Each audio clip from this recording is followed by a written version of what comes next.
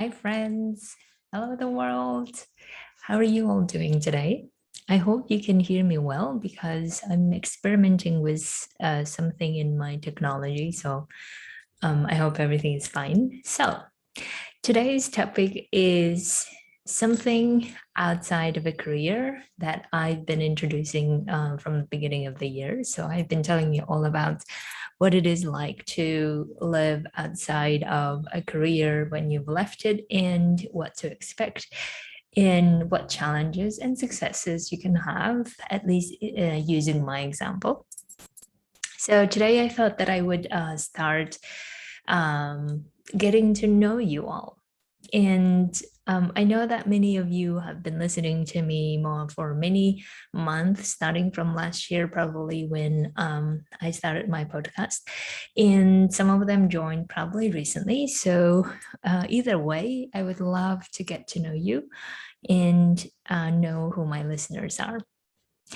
In order to start this getting to know each other, I thought I would introduce myself and tell you more about my story. And then maybe that will generate some confidence in you telling your story as well.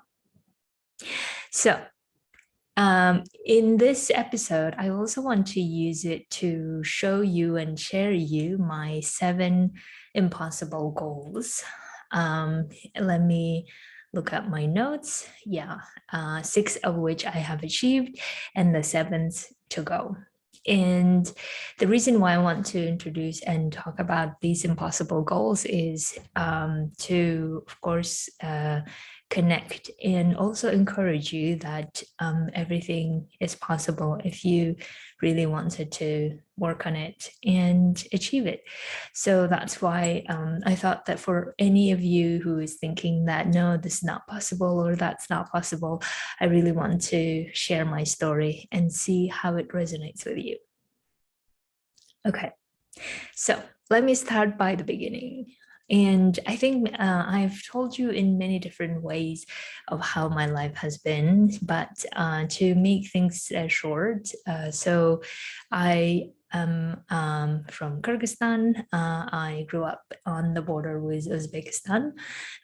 So I used to, I grew up in a village where our TV antennas never showed Kyrgyz channels because the Uzbek antennas were a lot more stronger. So that's why I grew up watching Uzbek movies and I loved them. Yeah, and I was an adopted child and I grew up with my siblings. I also had very dramatic and traumatic childhood, I must say. I witnessed, unfortunately, a lot of beatings and violence, not only physical, but also psychological violence at the time growing up, not necessarily towards me, but to my mom and my brother. So those were very, very painful years that I needed to get over them as well. But also they've taught me so much lesson of how not to lead my life. And yeah, I think they also made me mature faster than I could have been otherwise, fortunately or unfortunately.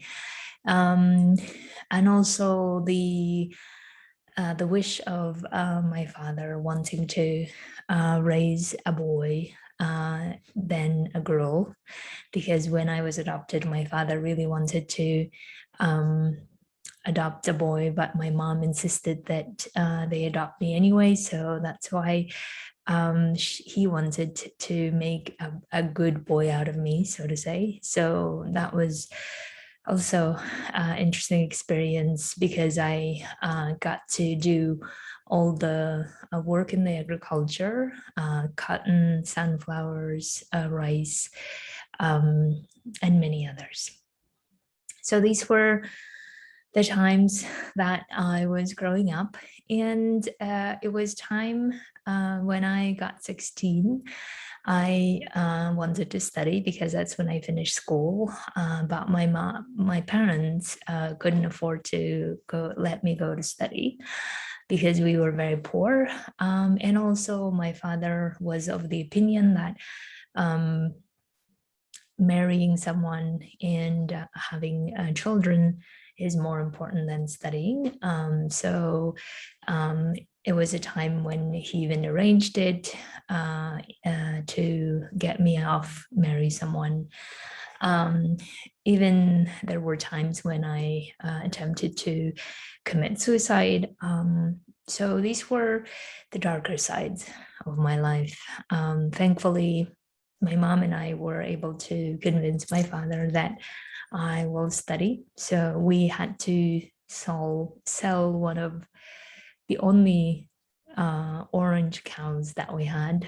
We didn't have anything else left at the time. So yeah, selling that and going to study was the only possibility, which I did.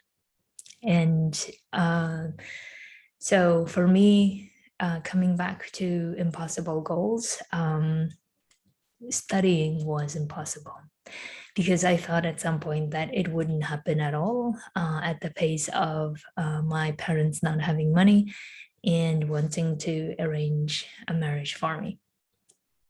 Nevertheless, I studied very hard in the last years of my school, and I've been one of the best. I was nominated to get a gold medal at the time, and interestingly, it was me and another guy, and he was the son of the local principal. But in order to get the gold medal, you were supposed to pay a certain fee to get it. And we couldn't afford it. So I did not get the gold, but he did. Anyway, these were the times of wanting to get the impossible goal. So I remember thinking that it doesn't matter what my parents might be wanting, I will study. And in the end it happened, and I don't even know how it happened because at some point, as I said, I thought it wasn't going to happen, but it did. And studying was probably the best I could do to grow myself.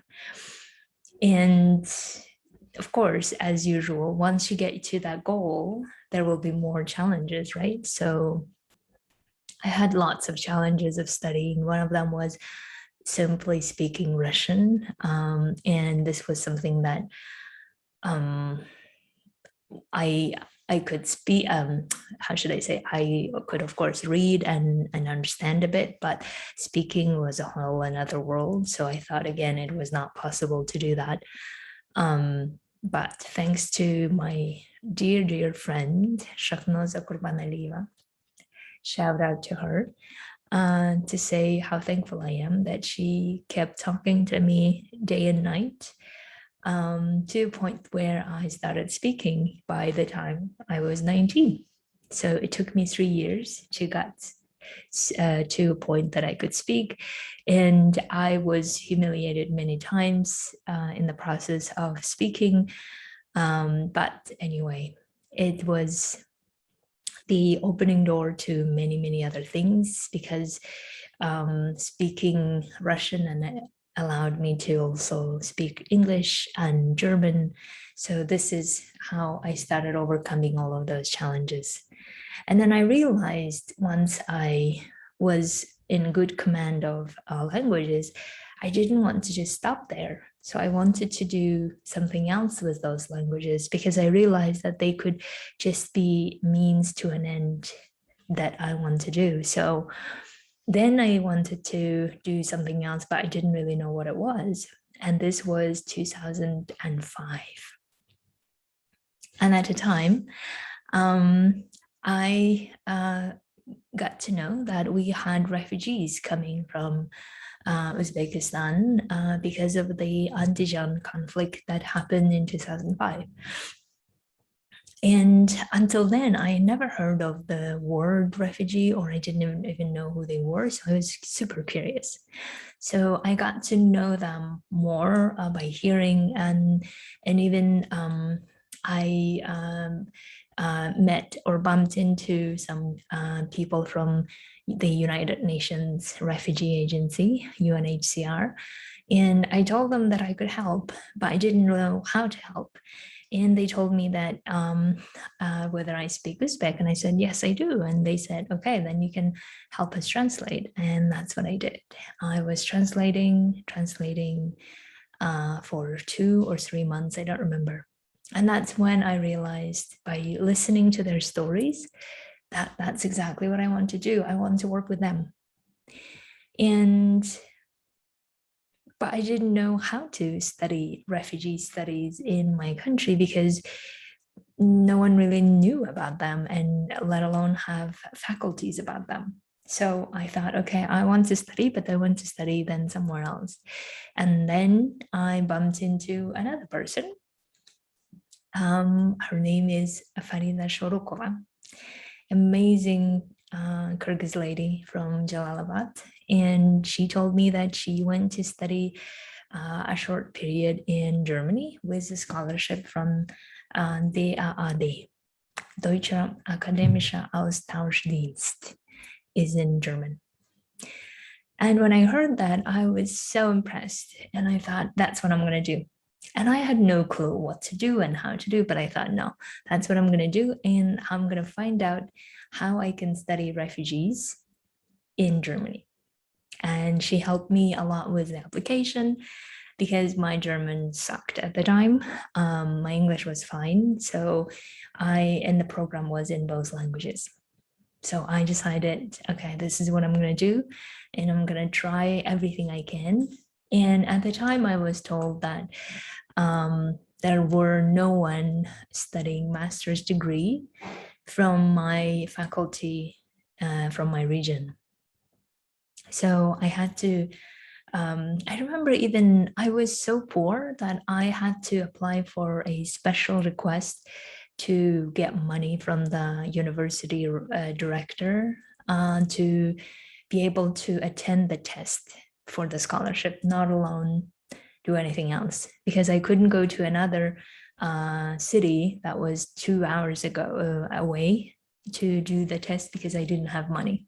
So I had to wait for, I don't know, hours to get the appointment with the director of the university, convince him that I want to do this, and went and did this.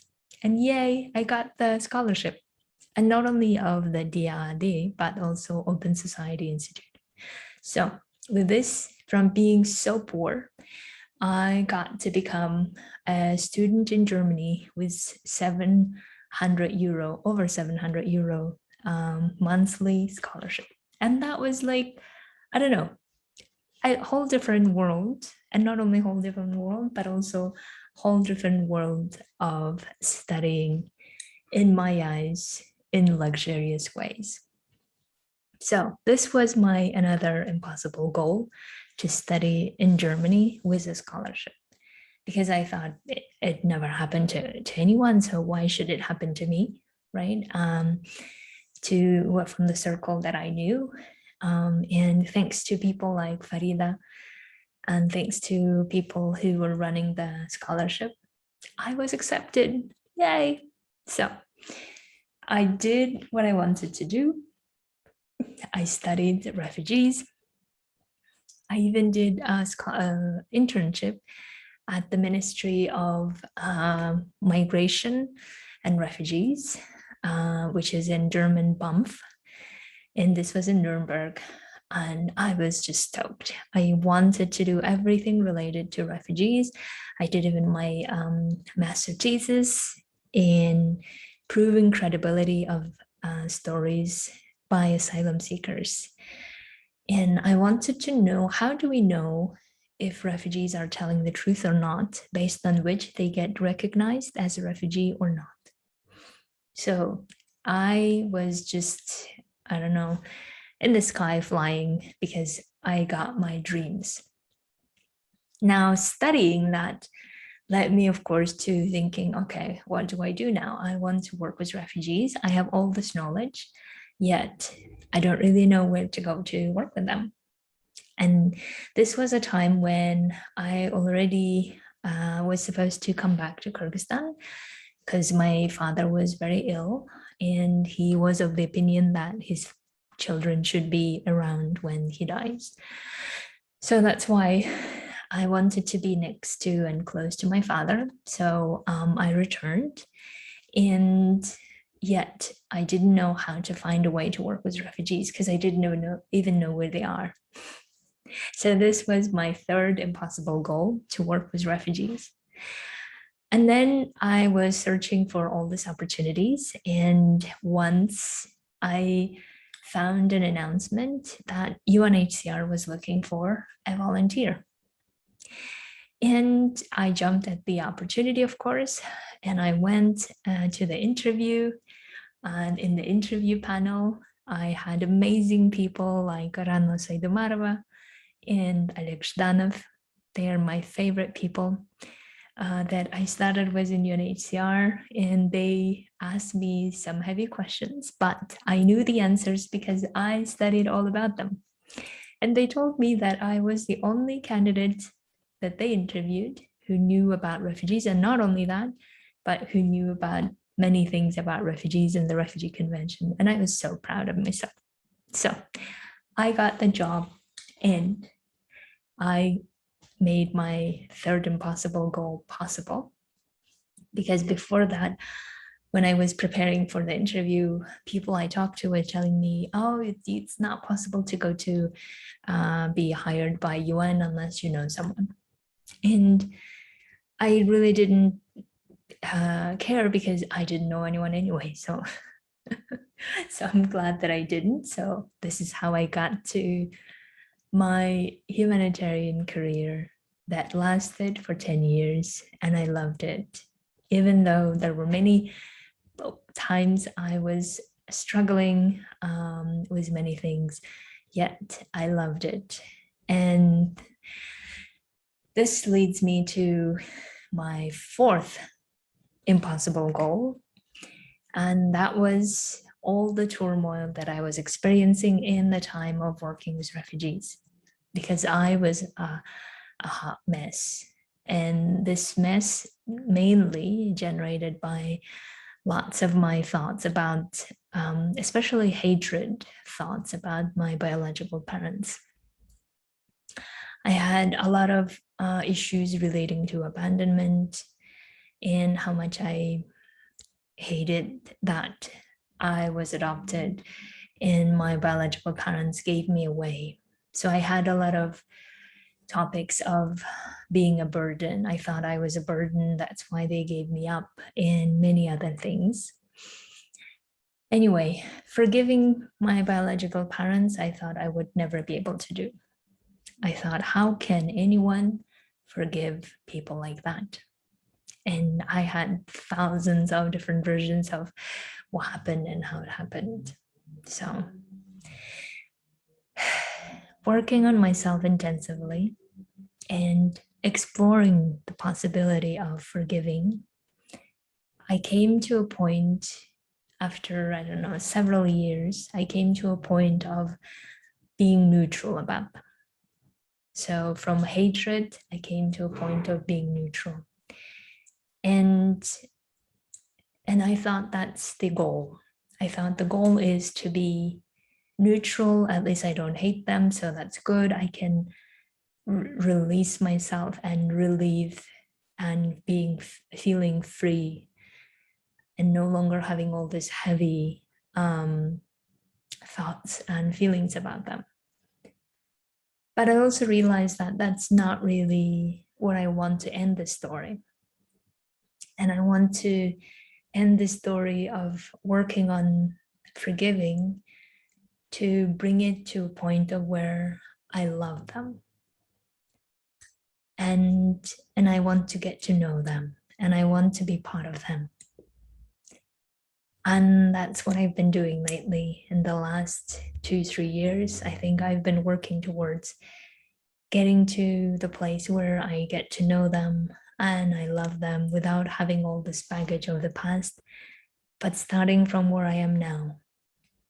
And that has been an amazing journey that led me to get to know my siblings. And now I'm just stoked and in the process of doing that. And of course, it doesn't mean that I don't talk to my other parents or anything. If anything, I love all of my siblings. I love my mom, well, two moms. So it has been just an amazing journey. So I recommend doing the impossible things, even when they sound very impossible. So that was my fourth goal of forgiving my parents. And not only forgiving, but now loving. And this has been amazing. My fifth impossible goal was to work on my health and specifically work on getting rid of my continuous headache and migraines that I grew up with all my life. And I've tried so many things of finding a way to do that, and I could never understand what was going on until I was in Germany and I went to one doctor, and he told me one of the possibilities could be because of my jaw dysformity. So my jaw was not in alignment as it's supposed to be, and therefore it kept creating these tensions, which then lead to headache and migraines. So I've been doing this, and I've went to two other doctors, not believing that this would be the reason, and I did, and they all told me this could be a possibility, which led me to thinking, finding a solution. And they said the solution is to do a surgery. Now, surgery that cost 24,000 euro at the time was something that I could never afford to have. And my insurance was a bit shaky anyway, because I used to work as an international volunteer in Georgia. And my insurance told me that they wouldn't be covering it. So, to make things short, I knew that it wasn't possible because I couldn't afford it and there were no insurance who could cover it. So, what do I do? But I worked towards it anyway by borrowing money, getting salary in advance so that I could afford to do the surgery and paying in installments and so many different ways. And then going through these old challenges, finally, I was able to get the surgery. So I got the surgery in 2015 in January. And what happened was that once I was no longer thinking about migraines and headaches and all of this burden of hatred and all the emotional turmoil that I was having inside me, I realized that I was just ready to move on and create something new because I was tired of being tired. And I think I mentioned this a couple of times in the podcast, is that that was the time when I realized I want to change my life. I no longer want to keep reacting to it, but I want to design it the way I want to. So in this, I have my next impossible goal. So in the process of designing, I worked on so many things, and one of them was also working on partnership, working on relationships, because I really didn't have any good role models, I guess I should say, of how to build amazing relationships. And I thought that many relationships were out of my reach and not possible. I even remember thinking that relationships are going to be always about not trusting each other, cheating, or fighting over minor things like who's doing the dishes or who's supposed to do this and that, and not really about connection. And working through all of these expectations that I had initially, my initial bar for finding a partner was, as long as he doesn't hit me, or as long as he doesn't cheat on me, this is a good partner. So this was the standard from which I started. And then I realized that that's not really the standard I want to stick to, because that's like granted, and I want more in a relationship. So I, after failing, after trying so many different ways of having relationships, I've realized that what I want in a relationship is actually having a soulmate. And I want to lead a relationship that is not about fighting over who does the dishes or not, but being with each other just because we want to be together. And it really doesn't matter who does what, but what matters is who we want to be in that relationship and how we want to love each other. And guess what? That's the relationship I have. And I'm just so grateful for that.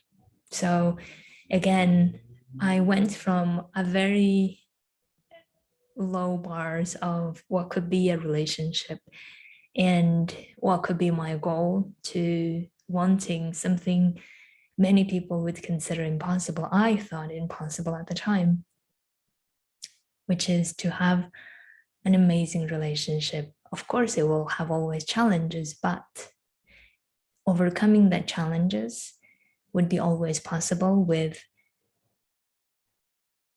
knowing why you are in the relationship. And you are in the relationship because you are with your soulmate. And that's something I recommend. Now, this was my impossible goal number 6. And the 7th, by the way, I'm just numbering these just for not to confuse you. And it has no hierarchical order in any way, maybe chronological order in some way. So just so you know. So the 7th impossible goal is coming back to that scene in my life I told you about, which was to design my life the way I want to, right? And the reason why I think it's impossible, and then I will make it possible, is because I want to lead a life where I love what I do, I love where I live, and I love spending time with people that I want to spend, at the same time having full fulfillment and financial freedom to lead this life, and have inner freedom to lead this life.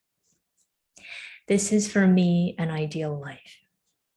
And I want to not only lead this ideal life, which I'm doing it now, and I know it's possible, but I want to help thousands of people to do the same. And my brain tells me currently that it's not possible, but I'm working towards making it possible. I believe deep down that this is what I can do, and this is what I will be doing. And another important part of it is the financial freedom that I talked about. So for this year, I want to make $100,000. And the reason for that is that this seems to be, this was a salary more or less that I had before. So I want to equal that salary in my new journey, so that I can prove to myself that I can create that amount no matter where I work and no matter what I do, as long as I believe myself and I believe that I can create it with my skills. And also this money is a good amount to start showing to other people who want to transition or who want to even entertain the idea of being able to make this money outside of their current employment. Because many people believe that if they left it, they wouldn't be able to sustain themselves or create the same amount that they're making now. Therefore, they may stay and feel stuck in the place where they are. So I want to be an example of what they can create by doing what they love, no matter where they work, be it with their current employment or outside of it, right? And also to show that you can do that with your belief and trust in yourself and not use your employer as a source of why you're earning it, but you can make that anywhere with any other employment or with any other work that you do. So, and the last point why I want to do that also is because I want to show an example of making your financial freedom not out of suffering, not out of tolerating things that you don't want to tolerate, but out of love for your work, out of passion for your work, and out of wanting to overcoming those challenges while you're getting what you want. And not keep asking yourself the question of why am I suffering and what's the point of it or whatever else. So in other words, earning this and bringing this financial freedom to yourself by knowing why you are doing it, knowing why you are overcoming those challenges, and building this trust and honoring what you really want. And this way, make whatever money you want to create your financial freedom. So these were my impossible goals that I have achieved most of them, and I'm at the point of achieving the last one. And I will keep you, of course, updated on this. And I just wanted to just summarize that what's common about all of these is that just daring to dream. And once you dare, then you start asking questions and looking at possibilities. And those possibilities allow you to believe that you could do it. So you decide to do it, and you do everything possible in your power to do the hard work to get there. And then one thing you know, you're achieving it. So thank you so much for listening to me, and apologies for keeping it more than 20 minutes as I usually do, but I hope this has been helpful for you to consider what might be possible for you. So I hope you will tell me more about your story and we will get to know each other better. Thank you so much. Have a beautiful weekend.